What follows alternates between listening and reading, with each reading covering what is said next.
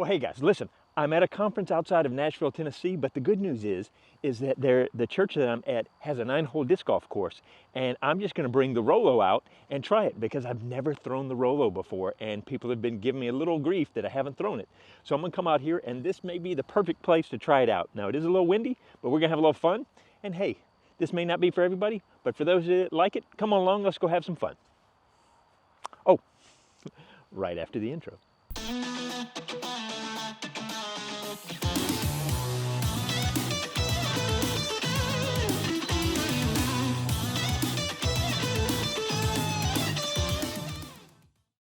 All right, well, I realize how brand new it is that I don't even have my name on here, so I sure hope I don't lose this one. But that's all I got right here. If I lose it, it's gonna be a short video. But so I'm starting just because it's near the car where I'm parked, but I'm gonna start on hole number 7. It's 65 feet, it's a par 4, and it's just right out there, but we got a little headwind, and I literally have never thrown a Rollo before, so this is gonna be the first one. And of course, I just got through with a seminar, so I haven't stretched. This could be terrible, but you know how it is. I like to live on the edge. Woohoo! let's take a risk with our bodies. Yay! All right, but I just need to get out in the sunshine and throw something because I've been sitting in conferences, seminars for way too long. It's been a great seminar, but man, you know, I can only sit so long. All right, so I'm gonna assume this is more flippy than my flippy Valkyrie. So I'm gonna put it out like this and just try to let it dive on over and then roll down as far as it can.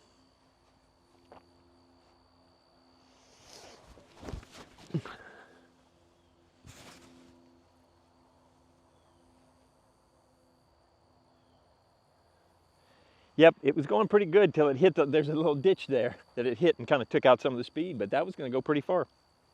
Let's go have some fun. Okay, here are the rules I just made up, and they're gonna be I'm gonna stick to them like I normally do. But I'm gonna play it where I'm gonna have to roll it all the way up until circle 1. I may push it to circle 2 if it gets bad. But I'm just gonna play 9 holes and just gonna try this out, both backhand and forehand rollers. I'm gonna try to just get adept at throwing rollers with the Rollo. It's really that simple. It's something to get out in between conference seminars and have a little time. Just get out and throw. So there we go. So yeah, it came through this ditch. If I'd been over to the left, I think it would have carried even farther. But it came through here. It might have even hit one of those rocks and just collected. So it's about a 5 to 10 mile an hour headwind, sort of. It changes around a little bit, but the ground is semi-thick, but it's that clumpy thickness. It's not one smooth grass. It's kind of like even your footing. It's a little tricky out here. So the rollers, the grass, at least this area here, is not the best roller grass, if you know what I mean. All right, let's try a little tricky forehand. Wow, yeah, I thought I threw it up pretty, at least I thought I had thrown it up so that it was going to hit and go to the right and then come back, and immediately started going to the left. So good to know. Yeah, that's close enough. I'm going to have to putt it. The first Rollo flick putt. I'm sure that's not been uttered too many times on a disc golf course.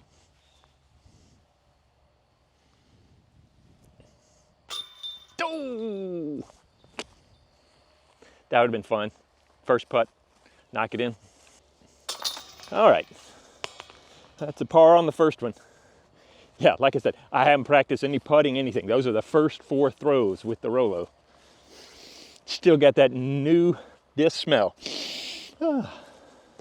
Smells like dynamic disc, Iron City. All right, so this is a par 3, 410 feet over there. I just got to get over this ditch, and then there's some construction stuff over there. So I'm going to try to throw it out here. Maybe a little cut roller back and then circle back around, hopefully.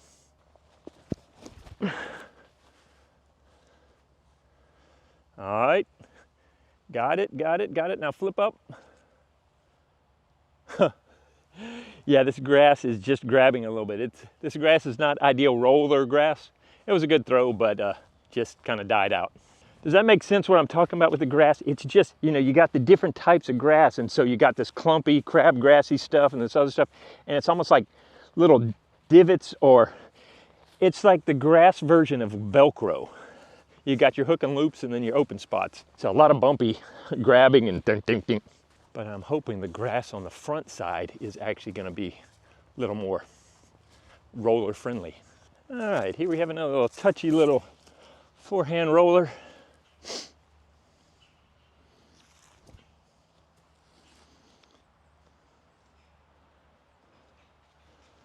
I had no idea what the hill was going to do to it, but that's not bad.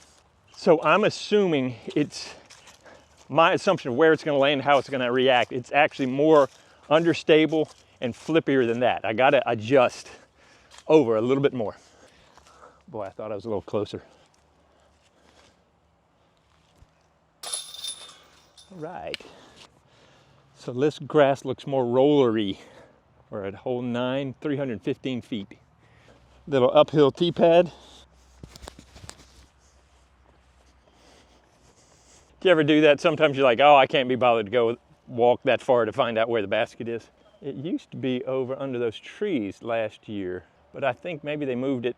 I'm just gonna throw it down there. We'll find out. This will not be high score for this one, or low score.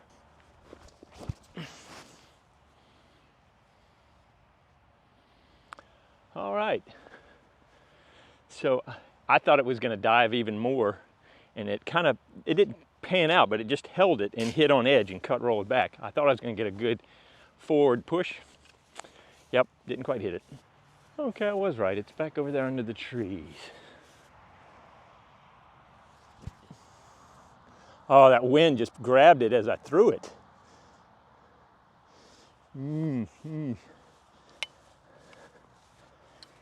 Yeah, I gotta aim more right.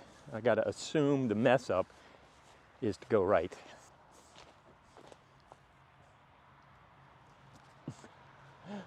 Yeah.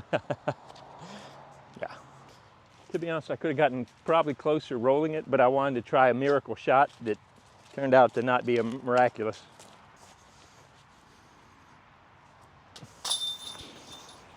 All right. First bogey. Bogey. All right, hole number 1, 440 feet, par 4. Tuck back there. This is a good test for this. There's OB to the right. So that the line of trees represents OB, so I need to make sure to get it out here.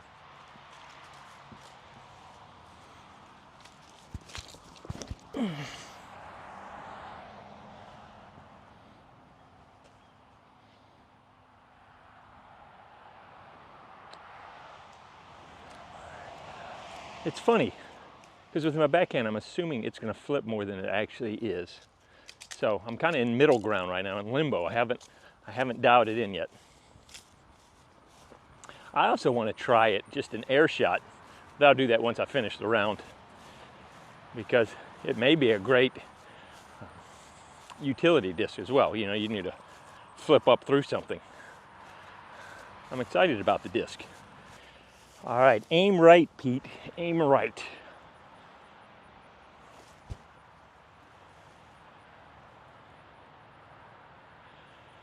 Better, I'm still not getting it 100%. I think when I'm throwing it, I'm not giving enough snap, so it's already starting to lean over and peel out. But I tell you what, you want to learn a disc, especially a roller disc, come play a one disc roller only round.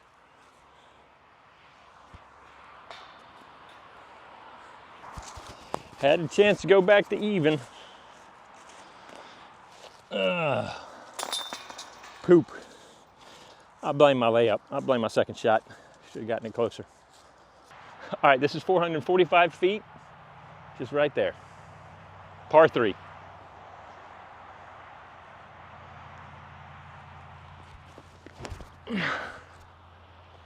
That's better. I just keep on going and kind of piddle out. It's okay. So one of the reasons why I'm doing this is really for me. I just need to get out and do something, but I also didn't want to be focusing so heavily on, you know, bringing out different discs and do all that, because I was going to do a whole nother disc thing while I was out here. And I'm like, just need to play and have some fun and not have the pressure of always just, you know, going. Guys, we need to have that spirit of play and fun to keep this game going for us, because we can get into the, and I just put in 2 different videos have just come out about practice. But on the flip side of that, we got to play. We just have to play. We have to love throwing the disc and love getting out on the course. So we definitely need to balance the 2 out. And so instead of trying to work on, yo, I got to do this video, got to do this, that, throw these discs, show you new stuff, I just wanted to come out and play, bring you along. So, you know, sorry if that's boring, but sometimes just gotta have some fun. And it's my channel, so I'll do whatever I want. And hopefully some of y'all appreciate that and will hang out, come along with me. This grass makes me worried about my camera. Okay. All right, let's get a good upshot. I'm gonna go way out here.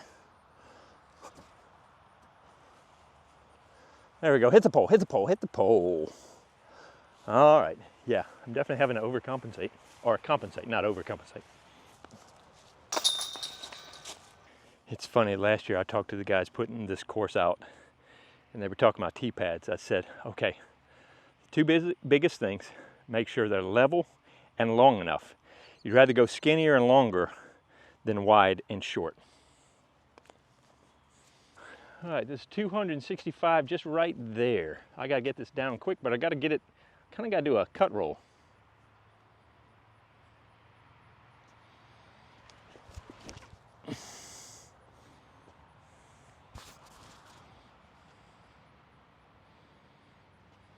It was looking good if it didn't cut out too early. Yep, died just a little early. Now this is too close to do a roller, so I might as well try to go for it.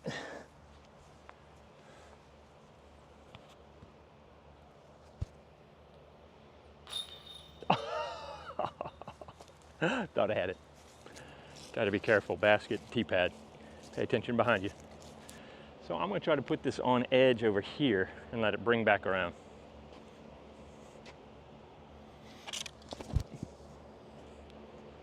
Now that's gonna cut a little early. It's all right, but man, yeah, see when it hit, one of the things when you're throwing a roller is you want it to land softly if you want it to carry farther. Because if you hit hard, it automatically wants to jump and start flipping onto its lid. So you end up losing distance because it hits and cuts in early. So you want to throw it soft so it lands and continues forward. So I hit a little hard. This is the trickiest green with that basket hanging right on the edge. Oh, overcooked it. You know, I didn't read the sign to see if that's considered OB. I think it may be at the rocks. We'll assume. I'll just play it from here. Alrighty. All right, that wasn't my greatest. I think the tee pad's over here.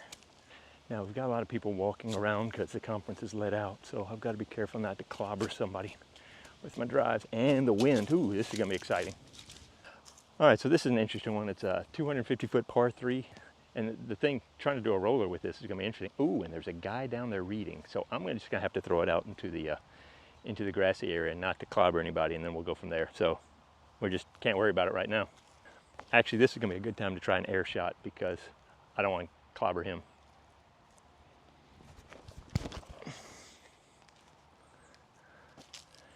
That'll keep him safe. Yeah, so what's interesting about that tee pad is it's short, but there's a bump over it. So even trying to staying behind it, you have to go up over hill and down. Course designers, next to the basket and the lines for your course, your tee pads are so important because they are the input that people receive when they play your course. And bad tee pads will leave bad feelings on people who come and play your course, and that's not what you want. All right, well, this is another one ridiculous to try to roll, so I'm just gonna throw it up there. And what's interesting is somebody's laying on the tee pad for the next one, so that'll be exciting.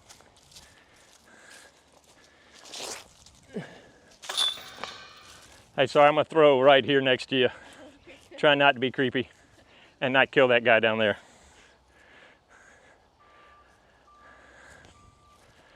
Throw a roller so I don't clobber him.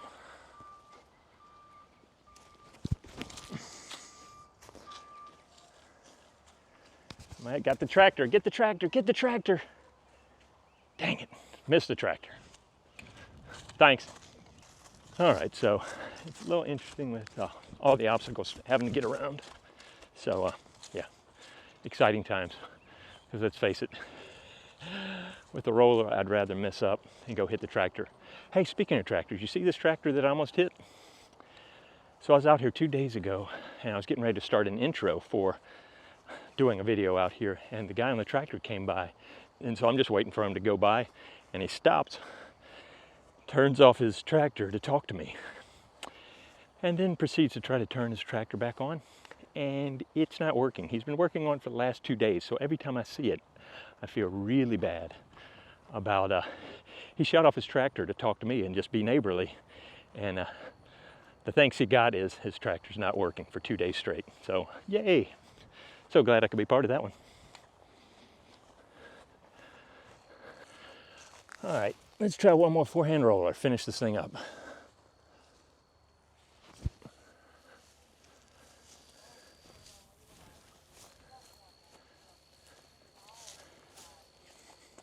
So you can see, or at least on my forehands, they're hitting, and immediately, just because of the spin, they're immediately wanting to lean, and that's one of the reasons why the Rollo is cutting early.